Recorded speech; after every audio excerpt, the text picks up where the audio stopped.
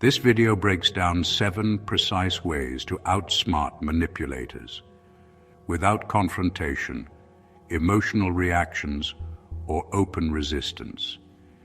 If you've ever left a conversation feeling pressured, guilty, confused, or slightly off balance without being able to explain exactly why, you've already experienced manipulation. Most people respond by arguing, over-explaining, or trying to justify their intentions, and that reaction is exactly what manipulators depend on. Manipulation only works when you step into the role they expect you to play. In this video, you'll learn 7 strategic shifts that quietly remove their leverage and place control back in your hands. Stay until the end, because the final tactic is the one manipulators never see coming, and the one that shuts the game down completely. What's dangerous is that most people never realize manipulation is happening until it's already shaped their decisions. The first skill you need is learning to notice the subtle signals that reveal a manipulator's presence.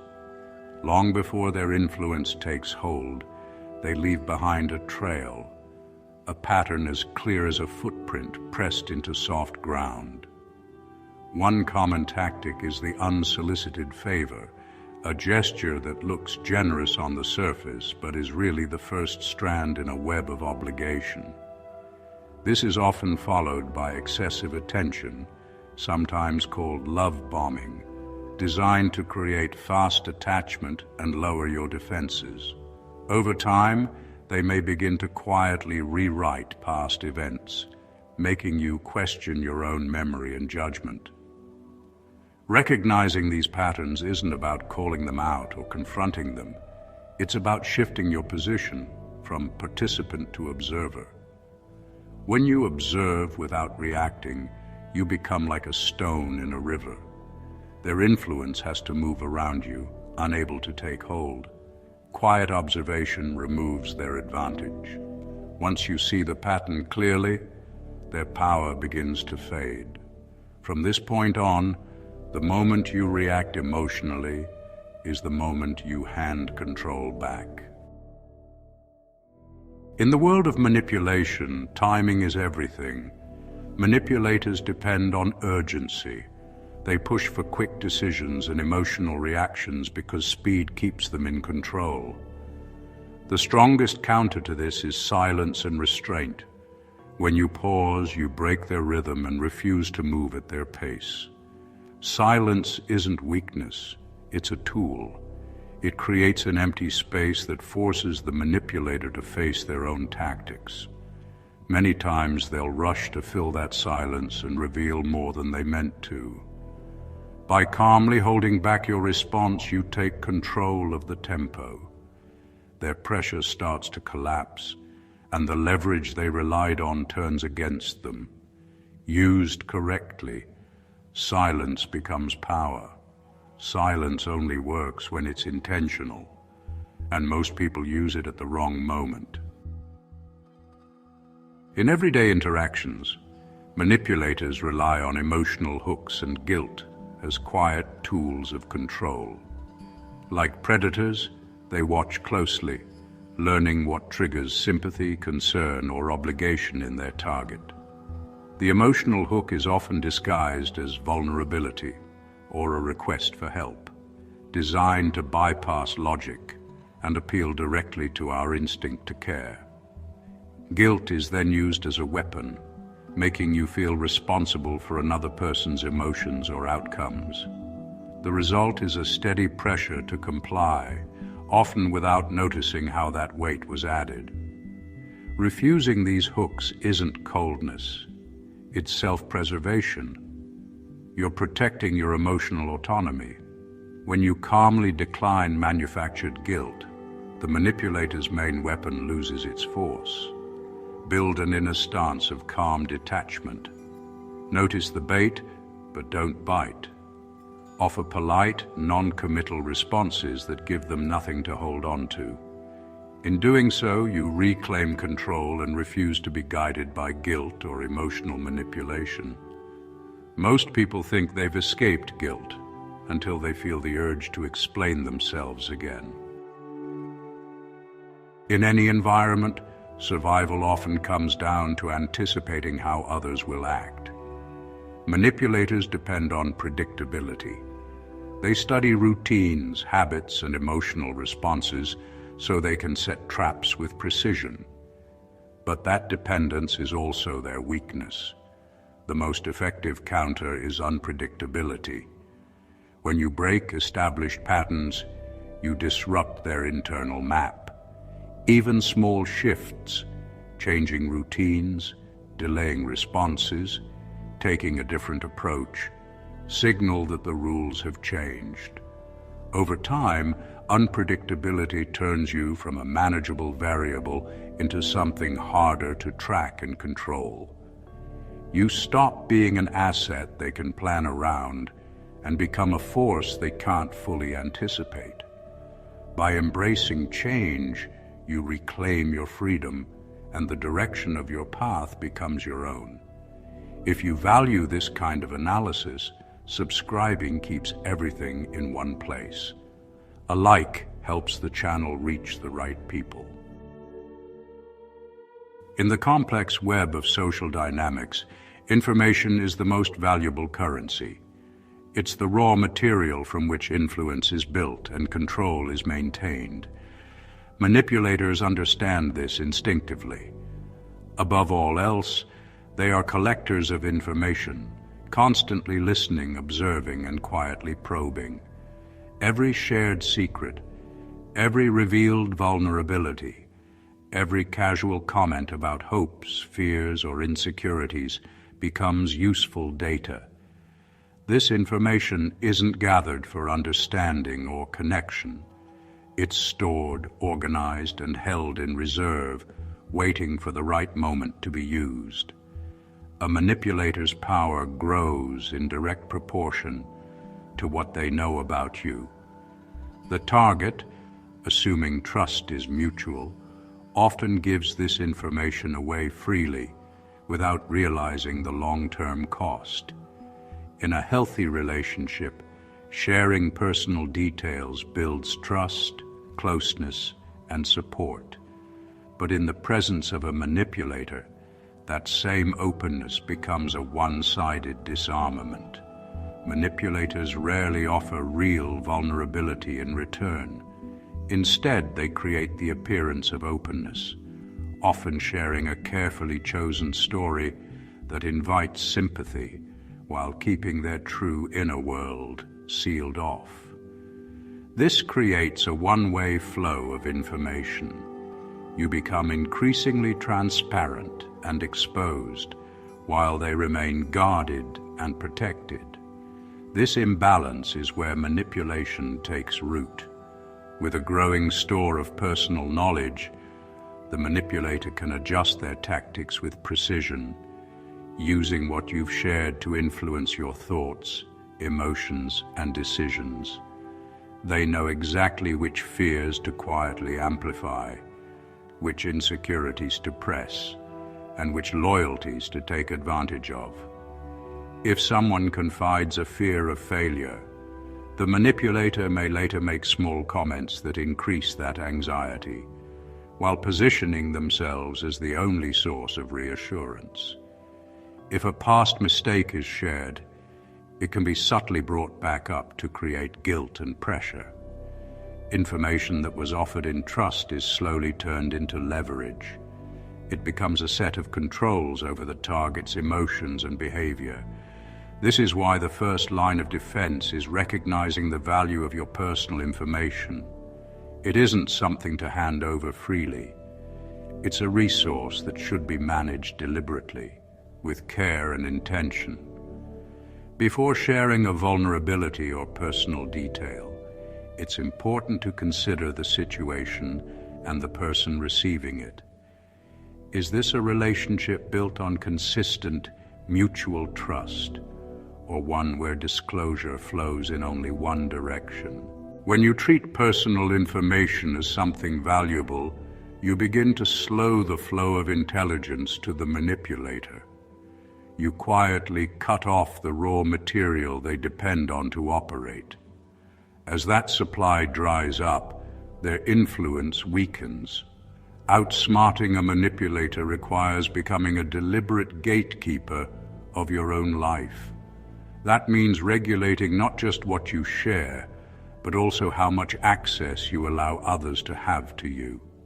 A manipulator depends on proximity and frequent contact. They try to place themselves deep inside your daily life, your messages, your routines, your social space. Constant access allows them to apply steady influence and watch closely for any sign of independence or resistance. It keeps you within reach, where control is easier to maintain. Limiting that access is a quiet but powerful form of boundary setting. It doesn't require confrontation. It can be as simple as not answering every call right away, letting time pass before replying to messages, or slowly reducing how often you see them. Small changes in access weaken their hold without announcing a conflict. This is usually the moment manipulators escalate and expose themselves. Each of these small actions creates a pocket of space, a buffer between the manipulator's influence and your own mind. That space is essential. It gives you room to think clearly, to check in with yourself, and to make decisions without the immediate pressure they rely on. It's in this quiet separation that their grip begins to loosen. You start to see more clearly, and their sense of control weakens. A manipulator will almost always push back against these boundaries. They may frame reduced access as rejection, disrespect, or even hostility. This reaction is not accidental. It's an attempt to pull you back into reach. They may turn to guilt, using phrases like, "You seem distant lately," or "Is something wrong? We used to be so close." This isn't concern. It's a tactic meant to tear down the boundary you've quietly put in place and restore their unrestricted access. The goal is to make you doubt yourself and step back into the role they had before. If you want a deeper, more structured understanding of these dynamics, I've compiled it privately in my ebook, The Art of Strategic Indifference. It breaks down manipulation, power, silence, and psychological leverage in far more depth than a single video can. You'll find the link in the description if you want to study this properly. In the complex ecosystem of human interaction, power often moves quietly, shaped by perception and response rather than force. To outmaneuver a manipulator, you don't need open confrontation. Instead, you subtly reframe the dynamic, like water flowing around stone. Real strength shows itself through calm redirection, not resistance. When pressure is applied, respond with measured questions or clearly state your priorities. This isn't defiance, it's a shift in terrain. When provocations meet emptiness, their tactics lose force. Offer facts instead of arguments. Let reality, not emotion, rewrite the story. Recognize your own independence and worth. Quiet self-reliance removes their leverage. In the end, you haven't fought your way to freedom. You've simply realized it was already yours. In the social wilderness, manipulators hunt by listening for echoes, provocative remarks, subtle jabs, carefully placed bait, waiting for an emotional response.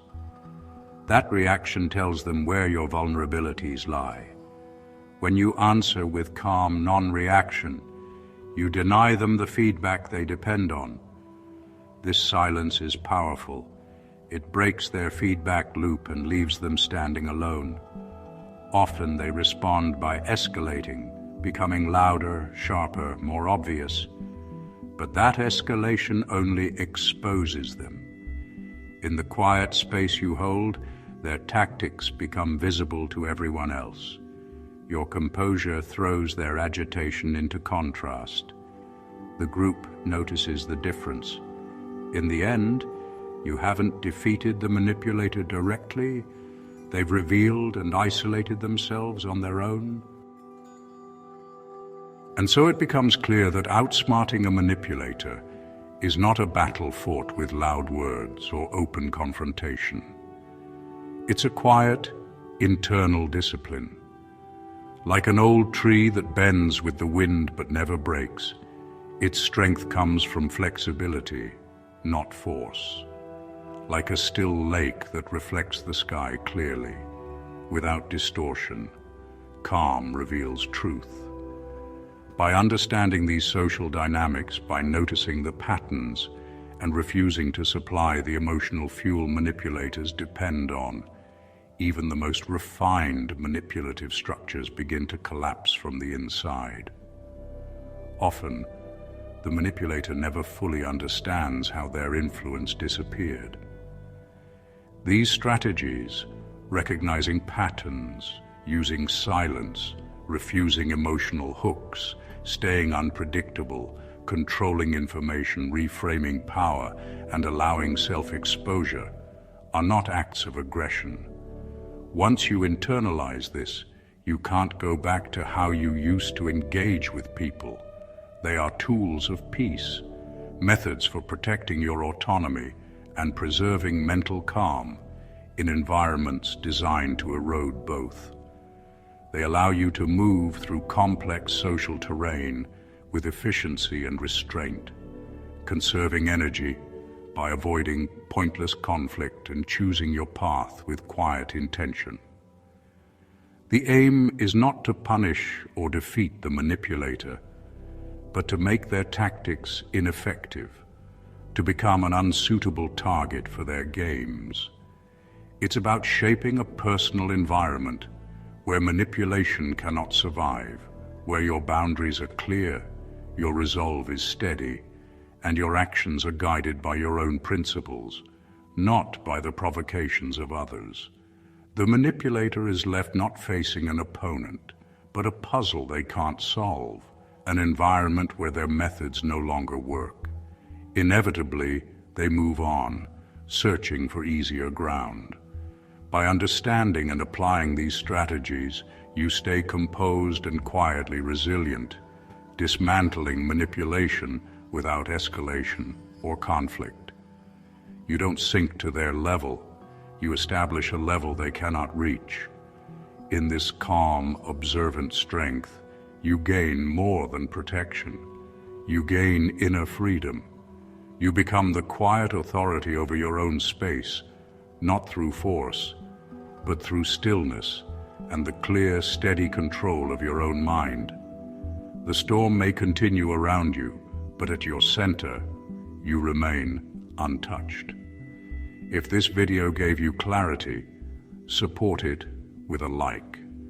If you have an experience that fits this topic, leave a comment. If you know someone dealing with manipulation and pressure, share this with them. Subscribe if you want more content like this, and watch the next video to see how these tactics compound over time.